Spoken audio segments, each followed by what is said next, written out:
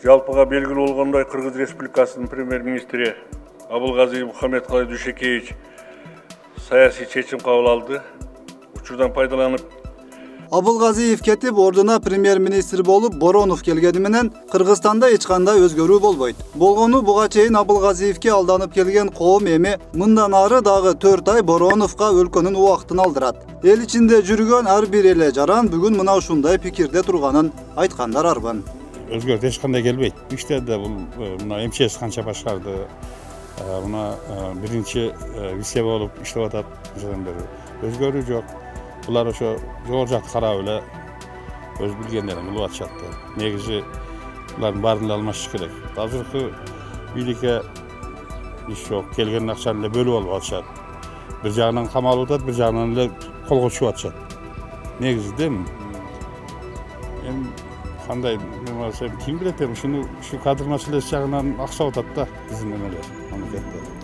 Ошол жагынан президенттен катуураак туруп, bir жосткурак кылма кылып, ушу бийликтегилерди бир жакшы мемлекеттерден, жаштардан таза мемлекеттерден алып келиш керек да, негизи. Турсун айтканда, Абылгазиев жакшы иштеди, жаман иштеди, билбейм, элге эч пайдасы тийген жок. Мунусу ham кыйраты билбесе керек. Турсун айтканда, өзгөрүш болду кишиде. Бизге толковый жестко адам керек. Шу айта турган сөзүм ушу. Бирок кыргыз журтчулугуна премьер-министр катары такыр кереги жок экени айтылып жаткан Кубатбек Боронов баары бир кайсыл бир топ үчүн өтө керек. Албетте, ал топ бүгүн өлкөнү башкарып жаткан бийликчил саясий чөйрө. Кызыгы бүгүн мамлекет деле, карапайым эл журт деле Бороновдон эч кандай өзгөрүүнү күтүп жаткан жери жоктугунда.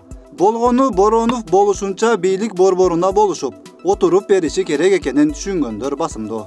Бороновдо бул эмнени жыргатты? Эмнени жыргатты бул? Мына МЧСте жүрүп, тиги бул наркы болуп атпайбы? Эми Абылгазиев жыргатып койгонсу эми Боронов жыргатабы? Жок, бул чирип калган да. Чирип калган. Булганып алган. Бүт бардыгы бирге отуруп, сүйлөшүп туруп, ишти бүтүрүп атат да. Жок. Бул Бороновдун колунан жакшылык келбейт. Келген дагы эмес.